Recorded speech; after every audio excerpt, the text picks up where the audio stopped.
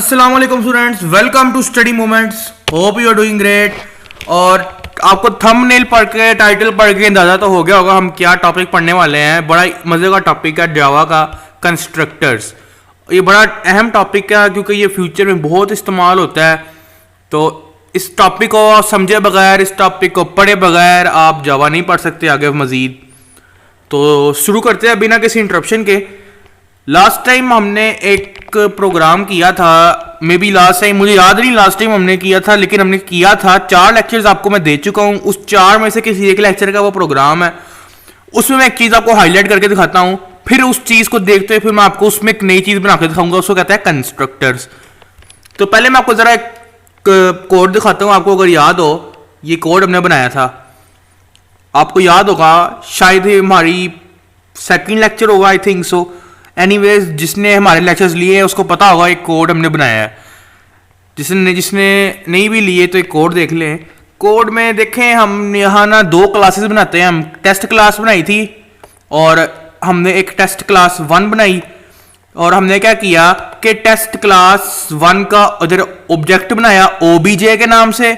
और test class 1 जो है ना, ये मैंने अभी लिखा था थोड़ी देर पहले, ये ऐसे था हमारा कोड, ठीक है ना। तो ऑब्जेक्ट बनाया और किस में जाना है, हमने टेस्ट क्लास का ऑब्जेक्ट बना लिया। तो ऑब्जेक्ट क्रिएट हो गया जी, ऑब्जेक्ट क्रिएटेड। और यहाँ हमने एक स्ट्रिंग बनाई और स्ट्रिंग को इनिशियलाइज किया और हमने प्रिंट कराया जी ओबीजे किसे रेफर करता है टेस्ट क्लास 1 में।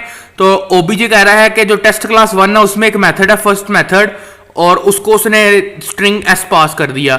तो टेस्ट क्लास 1 में आ जाएंगे हम यहाँ से और हम फर्स्ट मेथड में जाएंगे और फिर इधर स्ट्रिंग जो एस थी उसकी जगह VAR है और VAR is equal to Pakistan जिंदाबाद है। तो रिटर्न VAR। तो अल्टीमेटली जो एस थी हमने पास की थी यहाँ VAR की जगह, तो एस की जगह ये VAR की वैल्यू आ जाएगी पाकिस्तान जिंदाबाद। तो हमारी स्क्रीन पे प्रिंट हो जाएगा पाकिस्तान जिंदाबाद। ठीक है, आपको समझ आ गई है। ये तो था कंस्ट्रक्टर। ये कंस्ट्रक्टर ही है भैया, ये आपको पहले नहीं पता होगा, लेकिन अब मैं आपको बता दूं ये कंस्ट्रक्टर है और यही हम दोबारा पढ़ने वाले हैं, कोई फर्क नहीं है, ठीक है ना। तो आपको कहने का मेरा मतलब है इसको कंस्ट्रक्टर ही कहते हैं, ये जो चीज़ होती है, ठीक है। और इस कंस्ट्रक्टर की जो ब्रैकेट्स है वो खाली है। हमने अब तक खाली रखी है ब्रैकेट्स, क्योंकि हम कभी कंस्ट्रक्टर को इस्तेमाल नहीं किया। लेकिन कंस्ट्रक्टर का बनाना ज़रूरी होता है ऑब्जेक्ट बनाने के लिए। तो बस हम बना देते हैं कंस्ट्रक्टर को, लेकिन हम कभी इस्तेमाल नहीं करते, ठीक है ना। तो यहाँ भी यही हुआ होगा कि कंस्ट्रक्टर तो बन गया टेस्ट क्लास 1 का, और लेकिन उसको हमने कुछ दिया नहीं, तो वो बाय डिफॉल्ट कंस्ट्रक्टर है और वो बाय डिफॉल्ट ही रहेगा जब तक हम उसको कोई वैल्यू नहीं देंगे, ठीक है ना। तो अब हम यहाँ वैल्यू देंगे, हमारी जो आज का टॉपिक है उसमें हम कंस्ट्रक्टर्स को वैल्यू देंगे और हम चेक करेंगे कंस्ट्रक्टर्स को हम किस तरह इस्तेमाल कर सकते हैं, ठीक है। तो सबसे पहले हम क्लास बनाते हैं अपनी, पब्लिक क्लास। सेव कर लेते हैं अपनी फाइल को और फाइल का हम नाम रखते हैं जी, आज की फाइल का नाम कैलकुलेटर रख देते हैं, क्योंकि मैं कंस्ट्रक्टर से ना कुछ एडिशन वगैरह इस तरह का कोई काम करने वाला हूँ, ठीक है। तो इसलिए मैं अपनी क्लास का नाम ही कैलकुलेटर रख देता हूँ, ठीक है ना। और यहां से हम फाइंड करते हैं जावा सोर्स फाइल और इसको कैलकुलेटर डॉट जावा, ठीक हो गया, सेव कर देते हैं। अच्छा, पब्लिक क्लास कैलकुलेटर और क्लास के अंदर चलते हैं। ये हम क्लास के अंदर आ गए। यहां हम करते हैं जी पब्लिक स्टैटिक वाइड मेन और स्ट्रिंग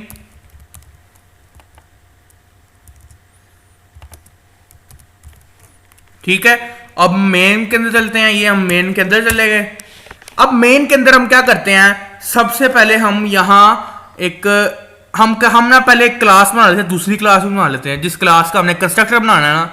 तो ये मेन की ब्रैकेट है, मेन की ब्रैकेट से बाहर आ जाए और यहां हम बना लेते हैं पब्लिक क्लास, ठीक है। क्लास को हम स्टैटिक रखेंगे, उसकी वजह ये है कि वजह मैं बताता हूं उधर आपको, पब्लिक स्टैटिक, ठीक है। और क्लास का नाम हम रखते हैं, क्लास का नाम क्या रखें, हमारी फाइल का नाम तो कैलकुलेटर है और क्लास में हमने कंस्ट्रक्शन का काम करना है, तो क्लास का नाम हम रख देते हैं कॉन्स, ठीक है ना, छोटा सा नाम रख देते हैं। और अंदर चलते हैं क्लास के हम आ गए हैं अंदर, क्लास के अंदर आ गए हैं और अब हमारी क्लास बन गई। अब अच्छा मैं बता चलूँ आपको कि हमने क्लास को स्टैटिक क्यों रखा है। हमने ये क्लास को स्टैटिक इसलिए रखा है क्योंकि हम इस क्लास को रेफर कर रहे हैं एक स्टैटिक क्लास से, स्टैटिक मेथड से, ठीक है ना। तो उस क्लास का भी स्टैटिक होना जरूरी होता है। ठीक हो गया, आगे बढ़ते हैं। अब हम क्या करेंगे, यहां हम इस क्लास को रेफर करने के लिए यहां उसका ऑब्जेक्ट बनाएंगे। क्लास का ऑब्जेक्ट इस तरह बनाते थे, क्लास का नाम, ऑब्जेक्ट का नाम, न्यू, फिर क्लास का नाम, ऐसे ही था ना। तो क्लास का नाम क्या है, कौन,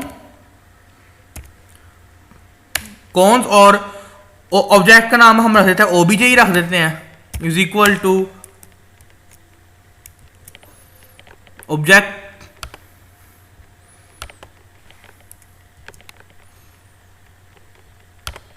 इज इक्वल टू न्यू, और न्यू के बाद हम क्या करेंगे, कॉन्स, ठीक है, और इसके आगे 2 ब्रैकेट्स डालते हैं और ये क्लास बन गई है।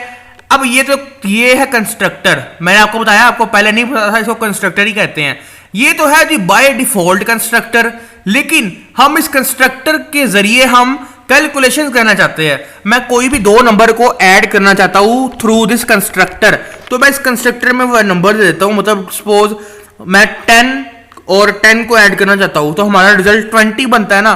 तो मैंने कंस्ट्रक्टर को क्या दिया, 10 and 10, ठीक है। और अब हम क्लास में आ जाते हैं, ठीक है। यहां हम क्या करेंगे, क्लास में आके यहां हम उस कंस्ट्रक्टर को डिफाइन करेंगे। हमने इससे पहले कभी कंस्ट्रक्टर डिफाइन नहीं किया, उसकी वजह यह है क्योंकि हमने कंस्ट्रक्टर को यूज नहीं किया, सिर्फ हमने बाय डिफॉल्ट कंस्ट्रक्टर रखा है ताकि हम क्लास को रेफर कर सकें। अब हम क्लास को रेफर तो कर रहे हैं, लेकिन कंस्ट्रक्टर के थ्रू हम एडिशन करना चाह रहे हैं, तो इसलिए यहां मुझे कंस्ट्रक्टर डिफाइन करना पड़ेगा। ठीक हो गया ना, कंस्ट्रक्टर को इस तरह डिफाइन करते हैं, ठीक है। अब मैं यहां एक कमेंट डालता हूं, दिस इज कंस्ट्रक्टर, ठीक हो गया, कमेंट दिया मैंने कंस्ट्रक्टर का। कंस्ट्रक्टर का सिंटैक्स भला क्या होता है, क्लास का क्या नाम है हमारी, कॉन्स है ना क्लास का नाम।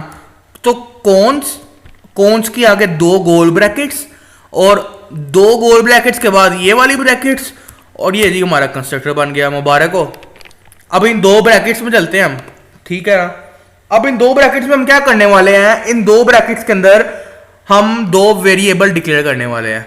क्यों, क्योंकि ये जो हमने कंस्ट्रक्टर यहां दिया है, कंस्ट्रक्टर्स को हमने कहा कि भाई मैं आपको के कंस्ट्रक्टर को हम 2 वैल्यू दे रहे हैं और वो दोनों वैल्यू जो है वो एक इंटीजर है।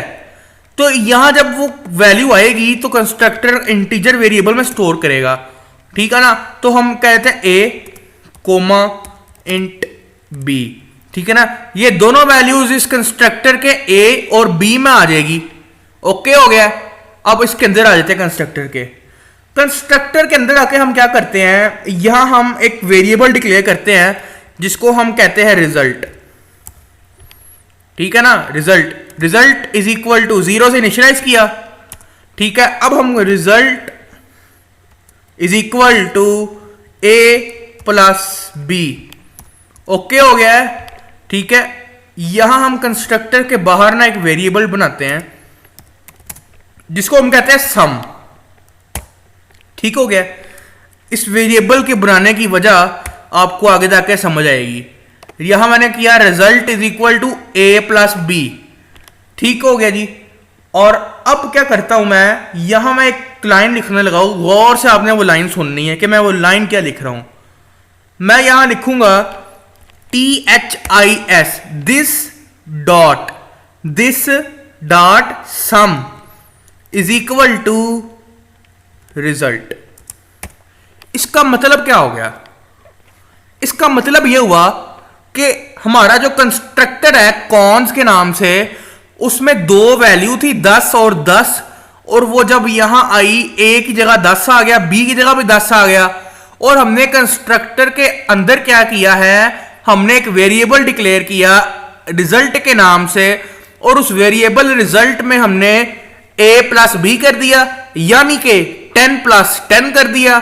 उसके बाद हमने क्या किया, दिस डॉट सम, ये जो सम है कौन सा? दिस डॉट सम, ये वाला सम इक्वल कर दो रिजल्ट के। तो रिजल्ट तो था 10 प्लस 10 20, तो रिजल्ट में तो 20 स्टोर था, तो सम में क्या हो जाएगा स्टोर? 20। सिंपल।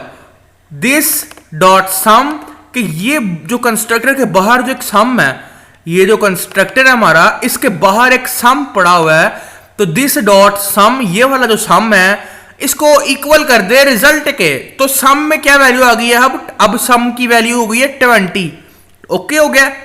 दोनों वैल्यूज 10 प्लस 10 कंस्ट्रक्टर में आ गई, और कंस्ट्रक्टर में रिजल्ट का हमने एक वेरिएबल बनाया, और रिजल्ट के वेरिएबल में दोनों वैल्यू ऐड कर दी, और रिजल्ट के वेरिएबल को हमने इक्वल कर दिया सम के दिस डॉट सम, ये वाला जो सम है वो इक्वल हो जाएगा रिजल्ट के। ठीक हो गया।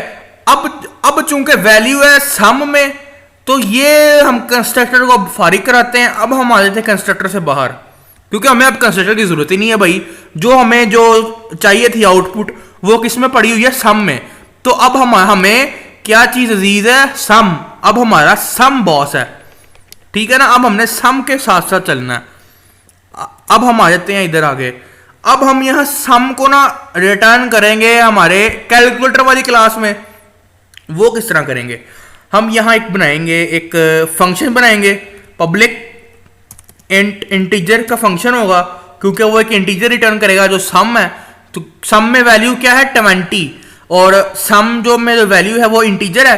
तो हम पब्लिक इंट और एडिशन कर देते हैं इसका नाम, क्योंकि हमने एडिशन की है, और एडिशन में हम इंट रिजल्ट कर देते हैं, इंट res कर देते हैं ना, क्योंकि हमने नया वेरिएबल बनाना है। ठीक हो गया। अब हम इसके अंदर आगे फंक्शन के अंदर हम सिंपल सा काम करेंगे। वो क्या है? हम यहां रिटर्न कर देंगे सम को। सिंपल रिटर्न सम। ठीक हो गया। हमने क्या किया? हमने एक फंक्शन बनाया। वो फंक्शन क्या करता है? इंटीजर को रिटर्न करता है, और ये जो इंट res है ना, ये वाला res को वैल्यू कहां से आएगी मैं बताता हूं आपको।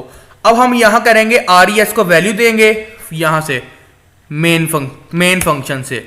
ठीक हो गया। वो वैल्यू हम कैसे देंगे? हम यहां एक वेरिएबल बनाते हैं इंटीजर के नाम से फाइनल रिजल्ट। ठीक है जी। और यहां हम एक इंटीजर बना देते हैं, यहां इंटीजर किसके नाम से बनाएं? के लिख देते हैं, जो भी नाम है। ठीक है ना। हमने के नाम से बना दिया, और इन दोनों को इनिशियलाइज भी तो करना जरूरी होता है 0 से। वो चीजें नहीं आपने भूल ली, ठीक है ना। उसके बाद यहां हम क्या करेंगे? अब हम कॉल करेंगे इधर।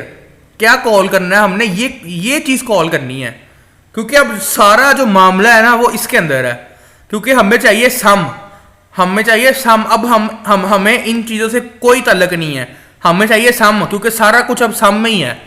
20 हमें प्रिंट करवाना ना स्क्रीन पे, तो 20 किस में पड़ा है भाई? 20 सम में पड़ा हुआ है ना। ये सारा मैंने आपको समझाया अभी कि 20 इसमें चला गया सम में, तो 20 पड़ा हुआ है सम में। तो हमें किस चीज से गर्ज है? इस फंक्शन से। इस फंक्शन को अब हम कॉल करने वाले हैं मेन फंक्शन में। ठीक हो गया। इसको कॉल करते हैं। यहां कॉल करने का तरीका क्या था कि ऑब्जेक्ट का नाम, फंक्शन का नाम, और उसके पैरामीटर में वेरिएबल जो आपने पास करना होता है। किस तरह? अब यहां जो के है ना, मैं के को कहता हूं के किसके बराबर है? के इज इक्वल टू, हमारा ऑब्जेक्ट का नाम है ओबीजे डॉट, फंक्शन का नाम था एडिशन, और एडिशन को मैं वेरिएबल देता हूं फाइनल रिजल्ट। ठीक है। और अब मैं यहां क्या करता हूं? System dot out dot print, और प्रिंट यहां ln दे देते हैं, क्योंकि हम सिर्फ डायरेक्ट प्रिंट करते हैं। एक ही वैल्यू है जो प्रिंट होनी है, एक ही डिजिट है ना जो प्रिंट होना है। तो हम यहां देते हैं के। अच्छा, अब यहां क्या हो गया? सम में हमारा क्या पड़ा हुआ है? 20। अब मैंने क्या किया? मैंने एक वेरिएबल बनाया के नाम से, और मैंने उस के में स्टोर कर दिया ये चीज। अब ये चीज क्या है? इस चीज में हो क्या रहा है? इस चीज में ये हो रहा है कि एक ऑब्जेक्ट है ओबीजे, वो ऑब्जेक्ट किसको रेफर कर रहा है? कॉन्स की क्लास को रेफर कर रहा है, क्लास कॉन्स। उस क्लास जो कॉन्स है उस क्लास के अंदर एक फंक्शन पड़ा हुआ है ना एडिशन के नाम से, ठीक है। उस एडिशन के फंक्शन के पैरामीटर में मैंने फाइनल रिजल्ट दे दिया, ठीक है।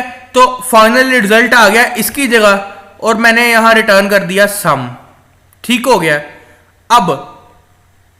अब मैं क्या करूंगा, अब जब मैंने यहां रिटर्न कर दिया सम तो फाइनल रिजल्ट की जगह सम आ गया और system dot out dot println के, क्योंकि यहां जो भी वैल्यू आई थी, क्योंकि ये सारा जो भी ऑपरेशन हुआ है इसमें क्या हुआ, के में वैल्यू आ गई और हमने प्रिंट कर दिया के, ठीक हो गया। अब हम यहां रन करते हैं प्रोग्राम को, cd डेस्कटॉप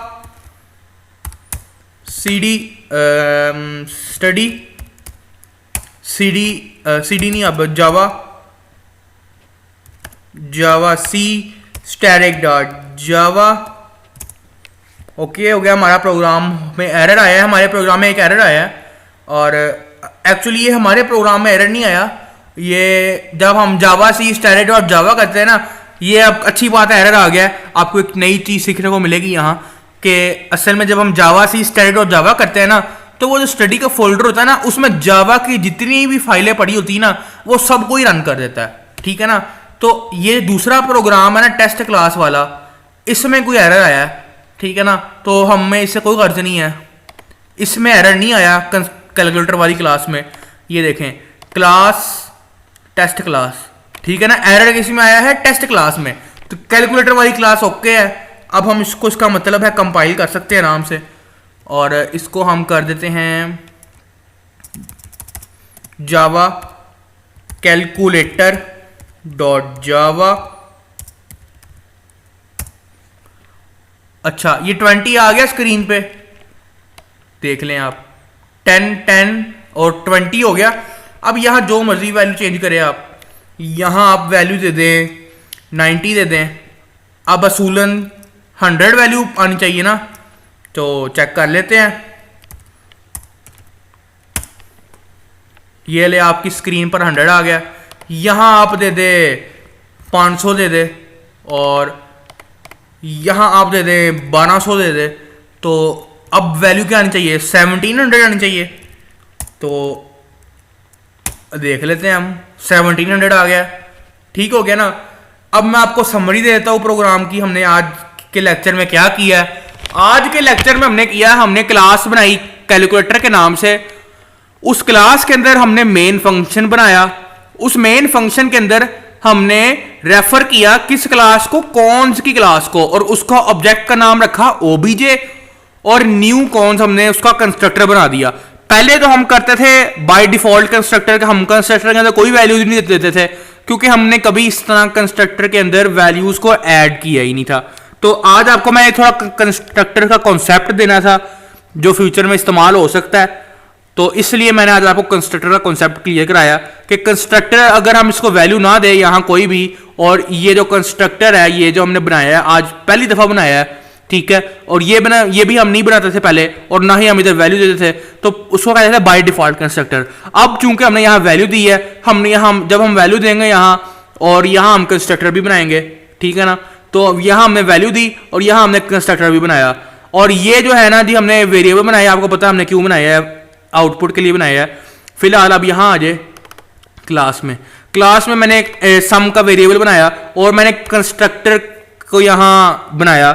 यहाँ तो हमने कंस्ट्रक्टर में वैल्यू दे दी ना, लेकिन कंस्ट्रक्टर का जो ढांचा है, जो अंदर कंस्ट्रक्टर का जो सारा काम हो रहा है वो यहाँ हो रहा है। कॉन्स कंस्ट्रक्टर को किस तरह बनाते हैं, कॉन्स आगे उसकी 2 ब्रैकेट्स, और अगर यहाँ 2 वैल्यूज की जगह कोई स्ट्रिंग होती तो यहाँ अपने स्ट्रिंग के वेरिएबल बनाने थे, इंट ए और इंट बी की जगह, ठीक है ना। उसके बाद क्या हुआ, ये जो दोनों वैल्यूज आती है जो 1200 500 या 10 जो भी आप ऊपर वैल्यू दे रहे हैं ना, वो वैल्यू इन दोनों वेरिएबल्स की जगह आ जाएगी। और यहाँ एक रिजल्ट का मैंने वेरिएबल डिक्लेयर किया हुआ है और रिजल्ट के वेरिएबल में मैंने दोनों वैल्यूज ऐड की हुई है।